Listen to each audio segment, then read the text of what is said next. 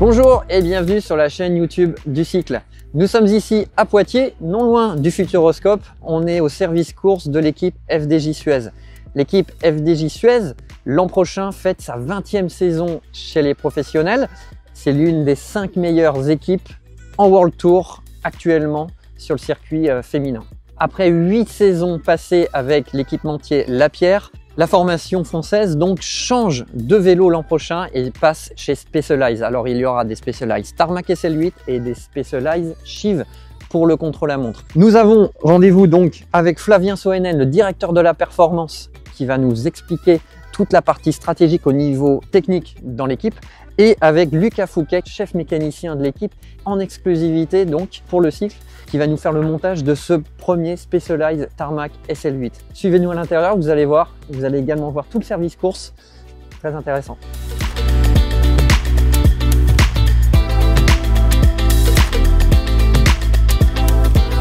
Alors ici à Jaunet-Marigny, l'équipe est ici depuis 2021. Il y a eu une extension du bâtiment en 2023 pour accueillir notamment les nouveaux bus et quelques nouveaux véhicules et un petit peu plus de stock. Ici, c'est 5 à 10 personnes qui travaillent à l'année. Il y a 4 mécanos. Il y a également un showroom ici. Et il faut rappeler que l'équipe donc, qui a été créée il y a 20 ans maintenant, et aujourd'hui, c'est 50 salariés pour cette équipe. Et on est passé à 18 coureuses. L'an dernier, c'était 16. Ça va en augmentation, comme les grosses équipes du World Tour, qui sont maintenant, on va dire, entre 18 et 20 coureuses. Avec l'an prochain, l'arrivée donc de Demi Vollering et également de Juliette Labousse. Bonjour, Flavien Soenen, vous êtes directeur de la performance chez FDJ Suez. Vous travaillez en binôme avec Liselotte Decroix. Expliquez-nous votre rôle au sein de l'équipe. Bonjour, donc oui, effectivement, on est deux en co-direction de la performance. Donc l'idée, c'est vraiment de travailler sur tous les aspects performance liés aux athlètes et à l'équipe en général. C'est-à-dire qu'on va, on va dire en première mission, entraîner les athlètes. On va gérer la planification des entraînements, que ce soit la préparation sur le vélo, le travail en collaboration avec la personne qui est en charge de la préparation physique, avec les DS, etc. pour vraiment préparer le planning d'entraînement et de course des athlètes. Et ensuite, en fait, on va gérer les différents sujets liés à la performance, que ce soit le matériel, que ce soit le testing, que ce soit la nutrition, en lien avec les autres personnes de l'équipe, donc les mécanos, la nutritionniste, pour être le plus efficace en termes de performance avec les athlètes. Alors pour le matériel, cette année, donc pour la 20e année de l'équipe, vous êtes passé de Lapierre à Specialized. Après 8 saisons passées sur les vélos Lapierre, expliquez-nous un petit peu cette transition. Comment ça se passe, une transition de matériel dans une équipe quand on change d'équipementier? Alors déjà, la première chose, c'est effectivement de changer tous les repères liés au vélo. C'est-à-dire que les cotes sont un peu différents pour les athlètes et donc nous, on va devoir travailler sur des nouvelles positions avec les athlètes. Donc à l'époque, on faisait les positions par nous-mêmes, donc avec les athlètes, au feeling, avec des systèmes, on utilisait le système Shimano Bike Fitting pour faire nos positions individuellement. Et là, en fait, avec Specialized, on a la chance de pouvoir les avoir en direct sur notre stage administratif où ils vont réaliser toutes les études posturales grâce au système Rotule. Ils se déplacent avec leurs spécialistes de position et en fait, ils prennent en charge les athlètes. Nous, aujourd'hui, on a eu des créneaux de 3 heures environ pour gérer une position de route avec un supplément pour gérer une position de contre-la-montre qui sera affinée que plus tard. La base, c'était de partir en fait fin de saison directement avec un vélo aux côtes pour pouvoir reprendre dès la reprise après la coupure avec les bonnes mesures. On est vraiment sur un changement de vélo, changement de marque, donc on a un changement de repère.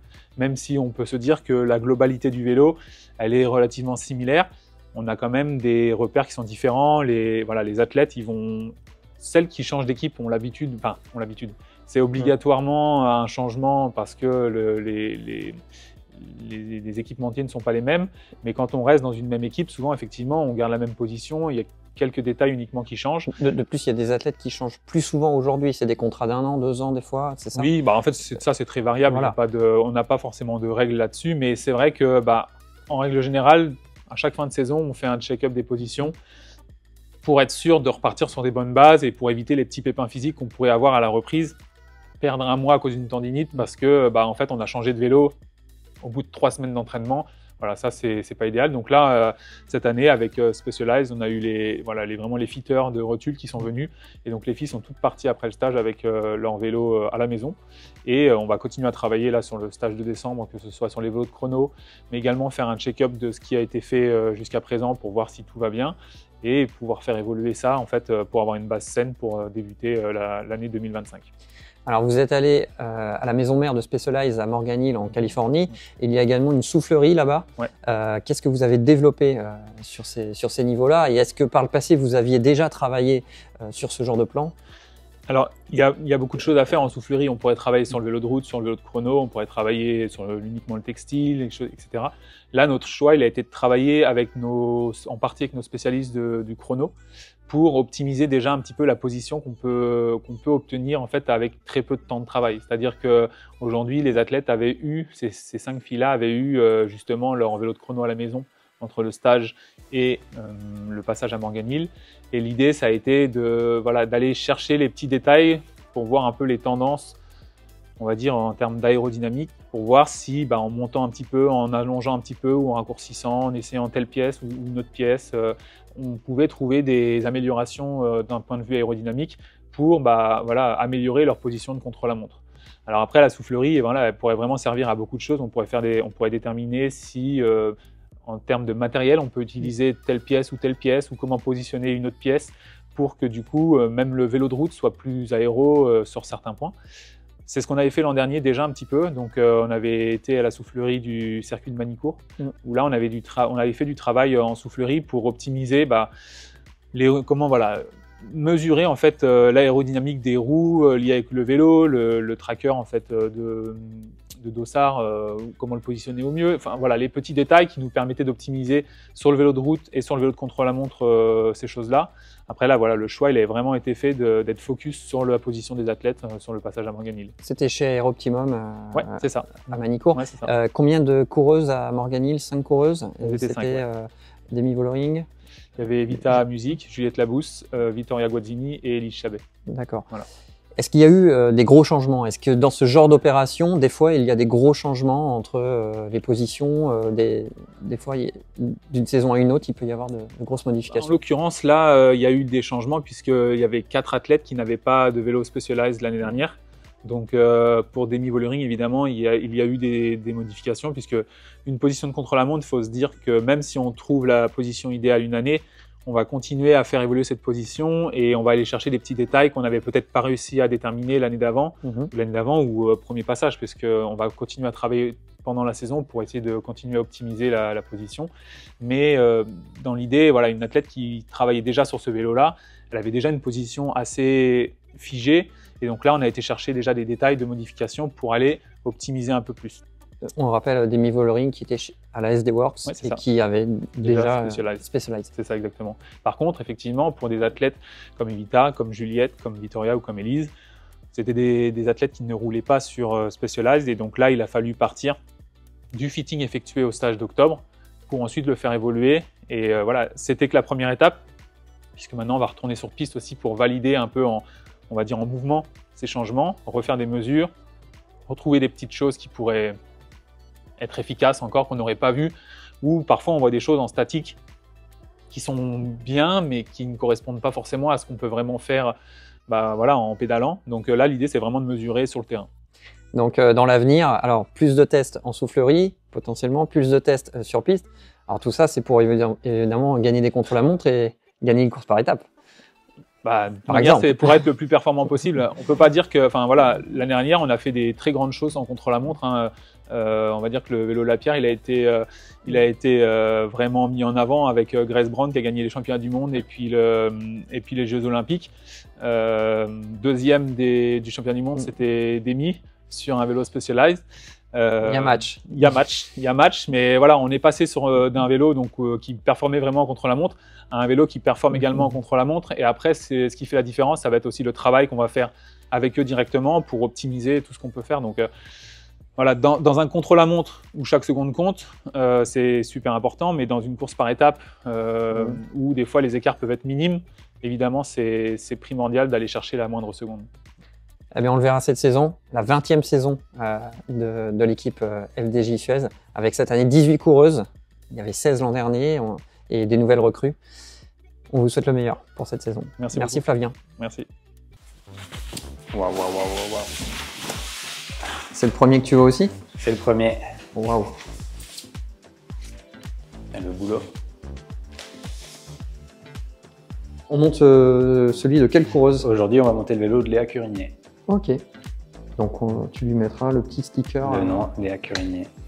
Classe.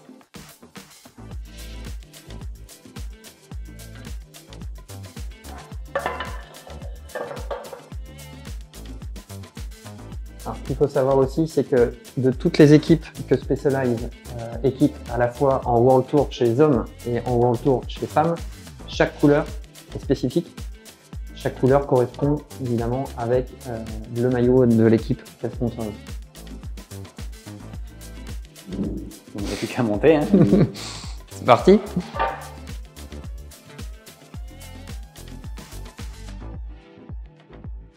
Alors Lucas, vous travaillez depuis combien de temps avec l'équipe FDJ Suez? Là, moi, j'attaque ma 6e saison avec l'équipe. D'accord.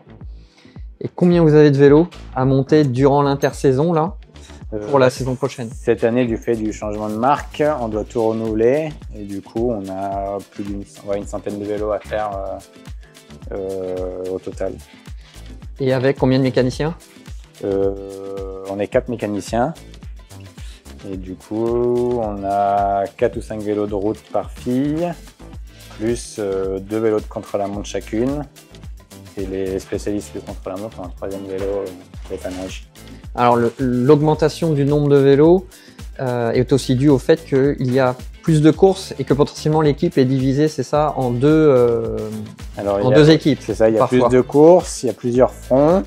fonds. Et il y a aussi plus de vélos parce que maintenant sur les grandes courses, on a 2 voitures suiveuses. C'est-à-dire qu'il faut qu'on ait 2 galeries complètes avec les vélos de dépannage. Et les coureuses ont également un vélo d'entraînement à la maison. Elles ont chacune. un vélo d'entraînement de route, un vélo d'entraînement de contre-la-montre chacune à la maison.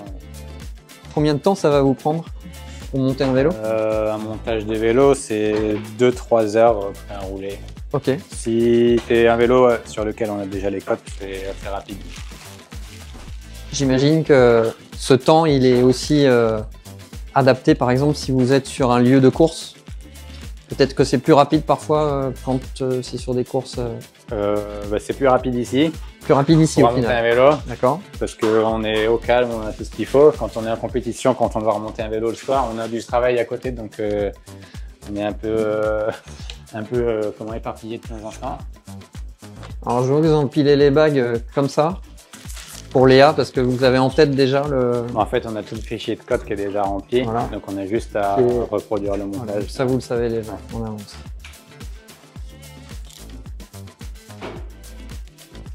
Vous procédez d'abord au premier réglage. On va couper le pivot, C'est ça.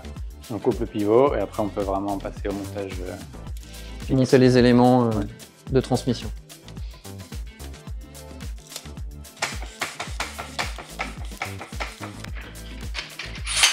Là, on va couper le pivot à la bonne longueur pour pouvoir mettre les entresoises à la bonne hauteur par rapport au code de Léa.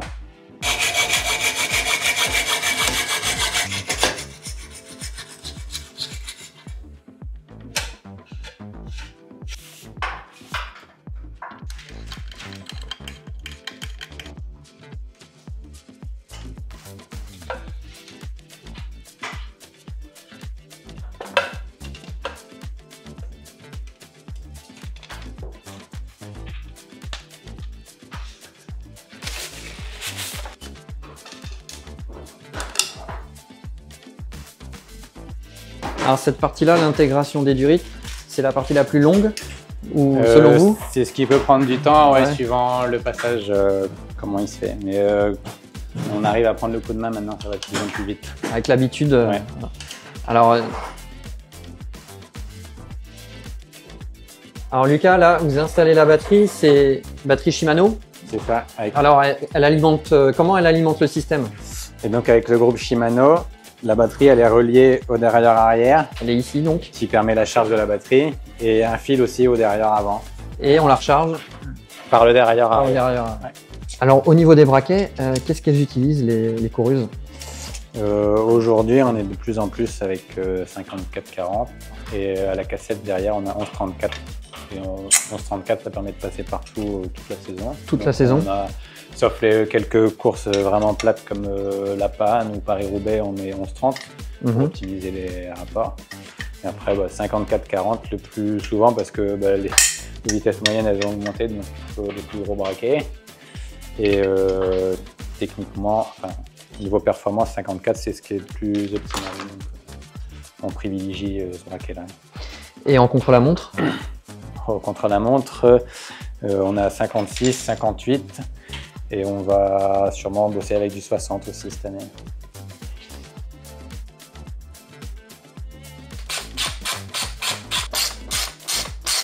Et là, tous les vélos sont équipés de capteurs de puissance?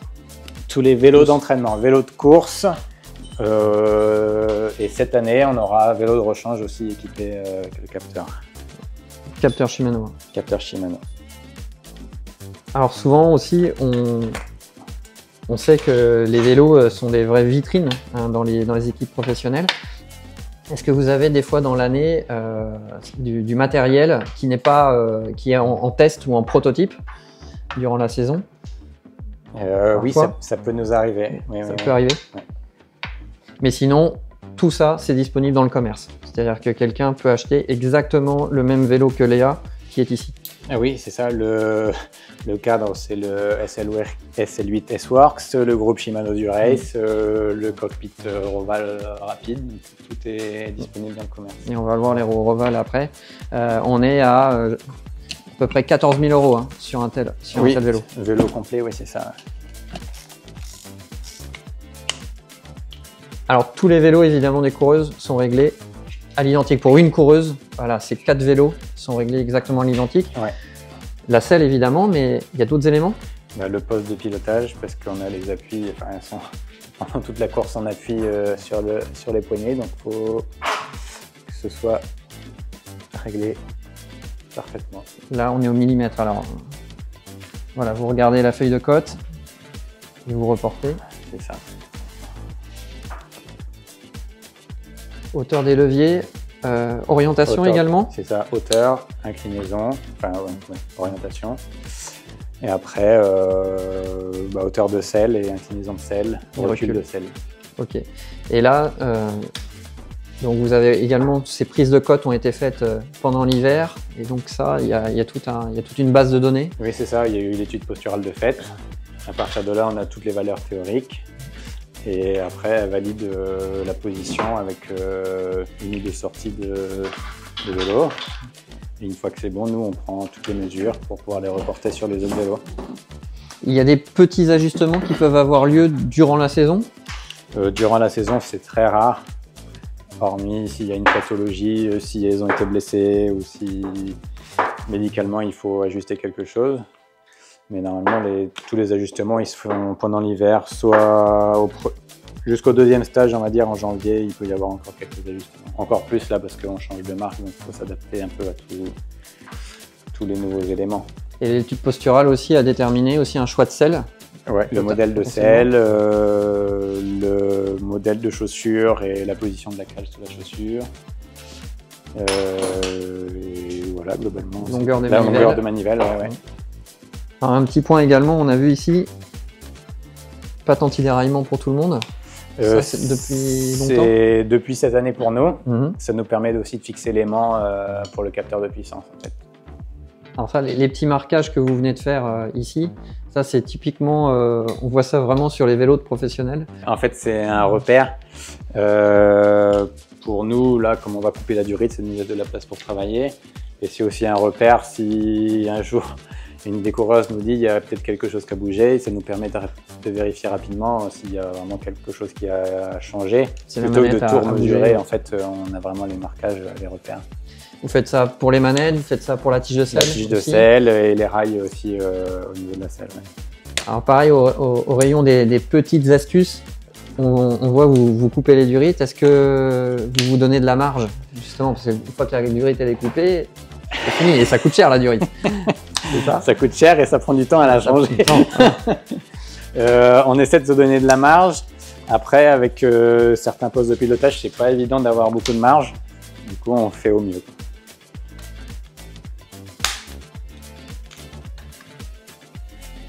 Là, juste on chasse l'air qui est rentré au moment de la connexion des durées. Alors, toute l'équipe est en tubeless. Toute l'équipe en tubeless. Ça y est, maintenant, tubeless, pneu de 28. 28, ouais. Et Après, pour les classiques 30 ou 32.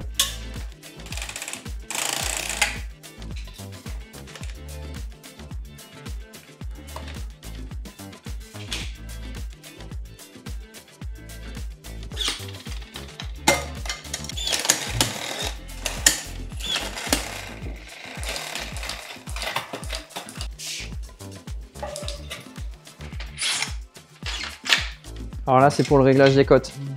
Oui, c'est ça. En fonction de, à partir des mesures qu'on a, notre tableau de référence, on va reporter ici pour la hauteur de selle, de recul. Et là, par la suite, les 3 autres vélos de Léa vont passer à chaque fois sur le banc et vous allez reporter le gabarit. Oui, c'est ça. C'est ça? Ouais. Alors Lucas, là, on est là sur la finition. Hein. Il y a plusieurs écoles pour la guidoline. Vous en avez adopté une. Alors, on regarde un petit peu les précisions. Ça, c'est la vôtre. Enfin, c'est celle de l'équipe, on va dire. Oui, c'est ça. Parce qu'on essaie d'avoir le même procédé pour tous les mécaniciens. Comme on ne monte pas toujours les mêmes vélos, ça permet d'avoir vraiment, pour les filles, les mêmes repères. Et pour nous, on sait qu'ils sont tous été montés pareil. Donc, on n'aura pas de surprise normalement au démontage. Là, c'est vraiment la finition du vélo. Ouais. On est à la toute fin. Quand on met la guidoline, c'est que le vélo est terminé ou sur le point d'être terminé. Là, il nous manque le support de compteur et le capot de direction. Régler l'alignement du cintre avec la roue et c'est fini. Bien, merci Lucas pour ce montage et pour toutes ces explications. Bon courage pour votre saison. La première course, c'est quand? Tourne en under en janvier en Australie. En Australie, au soleil. Au soleil. Et on vous souhaite bon courage. Merci beaucoup. Merci.